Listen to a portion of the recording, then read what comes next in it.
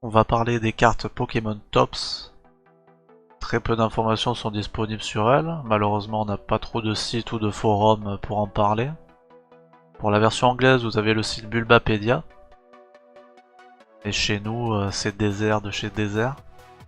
Vous avez quelques vidéos par-ci par-là qui sont surtout sur de l'unboxing, donc des ouvertures de paquets de cartes. Et à part ça, c'est le calme plat. Les cartes Pokémon Tops sont des cartes qui sont sorties dans les années 2000 en même temps que l'édition Wizard. Donc ce sont des cartes faites pour la collection et qui sont basées sur l'anime Pokémon. Elles n'ont pas de PV et pas d'attaque. Pour les Pokémon, donc vous avez au recto l'image du Poké et son numéro de Pokédex. Et au verso, sa description, son type, une petite photo de lui, un quiz qui est ce Pokémon. Et on vous dit si Sacha l'a rencontré dans l'anime et à quel épisode. Ici, je vais parler exclusivement de l'édition française, qui me tient à cœur et que je collectionne encore maintenant. Faut savoir qu'en France, on a eu une version très épurée, c'est le cas de le dire.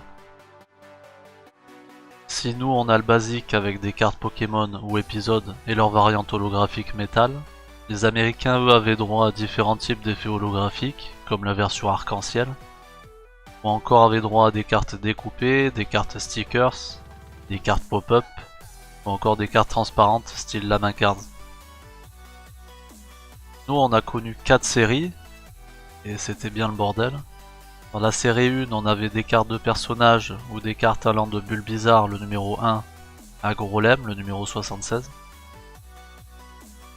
Et avec 13 cartes épisodes, ou cartes personnages, donc vous aviez par exemple Pikachu, Pierre, Ondine, Sacha.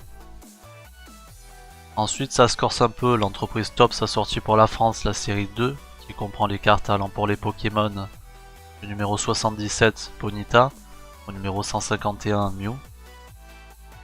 Vous aviez aussi 19 cartes Orange Islands, donc les îles oranges. Et 5 cartes personnages, Sacha, Jessie, James, Ondine et Pierre. Le problème, c'est que les boosters de cette série sont très rares dans le pays à l'époque. Je pense que peu de villes les ont importés et c'est pour ça que beaucoup de monde a pu connaître les premières cartes. À partir de Ponyta, c'était mais bordel, elles sont où quoi? Le Pokédex s'arrête pas à Grolem. Notre salut, on l'a eu un peu à McDonald's un moment, qui offrait des cartes de la série 2 dans son Happy Meal. C'est comme ça que j'ai compris que le reste du Pokédex existait bien en cartes. J'avais d'ailleurs eu la chance de choper un Mew à l'époque. J'étais bien heureux sur le coup, jusqu'à ce qu'il finisse dans un pantalon et ensuite dans une machine à laver. Rest in peace, mon petit Mew. Enfin bref, les cartes de la série 2 sont assez chiantes à trouver encore maintenant, même si c'est surtout leur version holographique qui pose souci, au vu du peu de boosters vendus. Pour vous donner un ordre d'idée, si j'ai les 76 premiers Pokémon en version holo, et ben parmi les 75 autres, j'en ai que 8. Je parlerai même pas du prix de Dracofeu qui a explosé, parce que c'est pareil pour toutes les cartes, pour toutes les éditions du jeu. Bon ok, je viens d'en parler, ben c'est trop cher. Surtout qu'à l'époque, vous aviez les mêmes chances d'avoir un Dracofeu holo qu'un Chenipan holo quoi.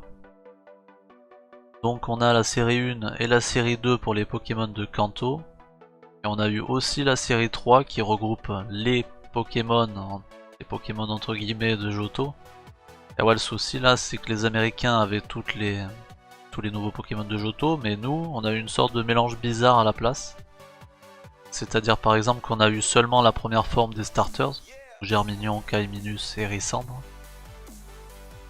Ou alors qu'on va avoir Axolotl et Marest, mais pas la famille à Big Bogos Tyrannosif quoi. Pour les Pokémon présents dans cette série 3, ça va être rapide, je peux les donner. Donc il y a Germignon, Hérissandre, Kaiminus, Winnet, Hoot, Noirfang, Foxy, Mimigal, Togepi, Watwat, Joliflore, Maril, Simularbre, Granivol, Eliatron, Axolotl, Marest, Culbutoke, Girafarig, Pomme de Pique, Scorplan, Snubble, Scarino, Oursaring, Donphan, Serfrous, Elekid, Écrémeux, Leuphorie et Lugia. Ensuite vous aviez 6 cartes personnages, 6 cartes puzzle, bien sûr la checklist, et 27 cartes snap, c'est-à-dire des cartes épisodes quoi. Enfin bref, ça ressemble un peu à rien. Au début de la vidéo, j'ai parlé de 4 séries. Je pensais ici aux cartes du premier film qu'on a connu rapidement. Mais bon, elles sont que en version anglaise et la première carte du set, c'est une carte promo qu'on n'a pas pu choper en France. Le film a vraiment fait un carton en France, donc c'est sûr que c'était le moment de le sortir, même chez nous. Donc voilà, les Américains l'ont eu belle.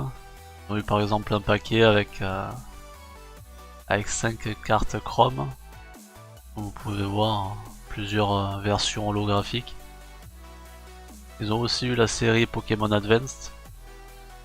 Donc nous pareil, on n'a pas connu ça en français, mais la 3ème saison en carte tops. Ouais, en résumé, nous on a eu un peu les miettes, quoi, on a eu ce qui restait. Alors attention, quand je dis nous, c'est l'Europe en général. En général en Europe, on a eu cette version au rabais, on va dire. Les Américains ont eu la totale.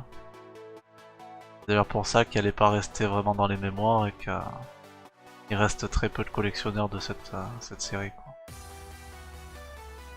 Un truc que je suis deg de jamais avoir eu et que j'aimerais bien avoir un jour, c'est l'album de collection.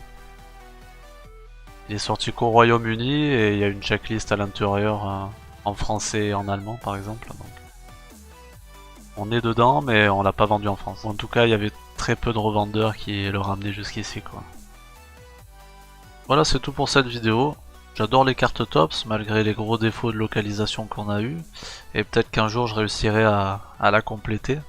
Mais bon, j'en doute. Bisous à tous.